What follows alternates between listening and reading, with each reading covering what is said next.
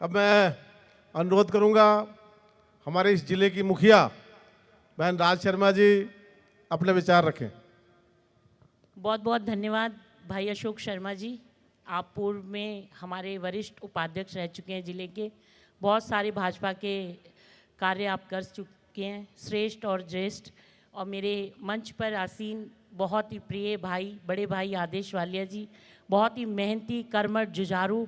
आपने एक बहुत अच्छा प्रयास किया। मेरी बहन नीलम शर्मा जी यहाँ पे हैं और अशोक जी चेयरमैन हैं, बहुत फाइनेंस सारा संभाल रहे हैं, चेयरमैन का काम होता है। और यहाँ पर हमारी भाभी अनुराधा शर्मा जी बहुत ही, हमारी निगम पार्षद हैं, बहुत ही मेहनती हैं।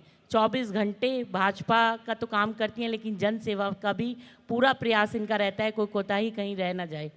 और मंच पर आसीन हमारे प्रीत घुमनेड़ा जी, बहुत ही मेहनती हमारे भाई, गांव दिल्ली देहात से तो जुड़े हैं, लेकिन पूरी द्वारका, पूरे नजफगढ़ ज़िले में पूरी अपनी सेवाएं देते हैं निरंतर दिन रात। हमारे वरिष्ठ गहलोत जी, रामनिवास गहलोत जी बहुत ही मेहनती हैं।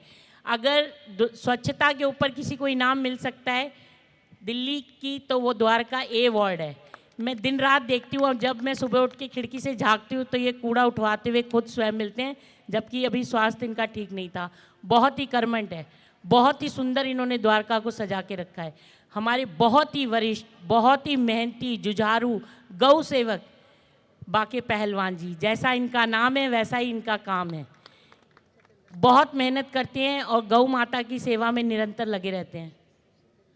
सत्येंद्र आठी जी, आपका बहुत, हाँ भारद्वाज जी, आपको बहुत बहुत शुभकामनाएं। इतना सुंदर मंचन आप लोगों ने किया हुआ है। हमारी बहन पूर्व पार्षद द्वारका से नीतिका शर्मा जी बहुत कर्मठ हैं, जुझारू हैं। और हमारे मंच पर हमारे मोनू गुजर जी, युवा नेता हमारे, क्योंकि मोदी जी जब आते हैं तो महिला, गरीब, किसान और युवा की बात करते हैं। तो हमारा युवा नेतृत्व, पूरी उनकी टीम, हुड्डा जी और हमारे भाई साथ में है, पूरी टीम को बहुत बहुत साधुवाद। आप सबके चरणों में प्रणाम। आप लोग इतने व्यस्त समय में से सिर्फ रामलीला के लिए समय निकालते हैं, और जब रामलीला आती है सारे द्वारकावासिनी, सब नजफगढ़, पूरी दिल्ली, पूरे विश्व में आज के दिन का, इस दिन का इंतज़ार रहता है कि कब रामलीला होगी, कब हम इसको देखने जाएंगे।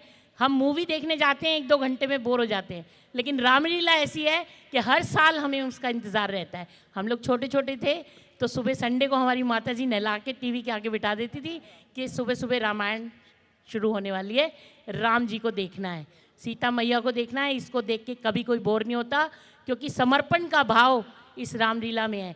कैसे हम खुद को खोकर एक माँ की आज्ञा पर, एक माँ के कहने पर, सिर्फ पिताजी ने कहा कि तुम्हारी माँ का ये कहना है, तो उन्होंने 14 वर्ष का वनवास ले लिया। ये छोटी बात नहीं है।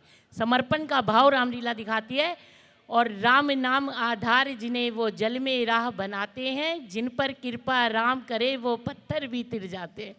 आप सबको बहुत बहुत शुभकामनाएं। आपने बहुत अच्छी पहल की है द्वारका में, और ऐसा होना चाहिए, क्योंकि मोदी जी जो कर रहे हैं वो राष्ट्र हित में, अखंड भारत, विश्व को बनाने के लिए जो अग्रसर है, वो जब से वो आए हैं 2014 से उन्होंने ऐसी कमान संभाली है। हर गली कूचे में एक ही नाम बोलता है, वो है राम नाम।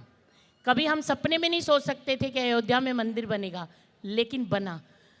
पत्थर भी रखा, बनाया भी, और भगवान को उनका स्थान दिलाया भी। एक बार जोरदार तालियां आदरणीय प्रधानमंत्री मोदी जी के लिए। हमारी सीएम रेखा गुप्ता जी हर रामलीला को टच करने की, हर जगह जाने की कोशिश में है। बहुत बड़ा क्षेत्र है, बहुत सारे काम हैं, निरंतर फील्ड में रहती हैं। और उन्होंने मोदी जी के सेवा पखवाड़ा में चल रहे काम में एक काम ये भी जोड़ा कि कोई भी रामलीला से वंचित ना रह जाए, किसी भी योजना से वो वंचित ना रह जाए, चाहे बिजली का हो, स्वच्छता का हो, पानी का हो। 12.5% उन्होंने बिजली में यूनिट में छूट दी। बहुत बहुत आभार ऐसी सीएम का। धन्यवाद आप सबका।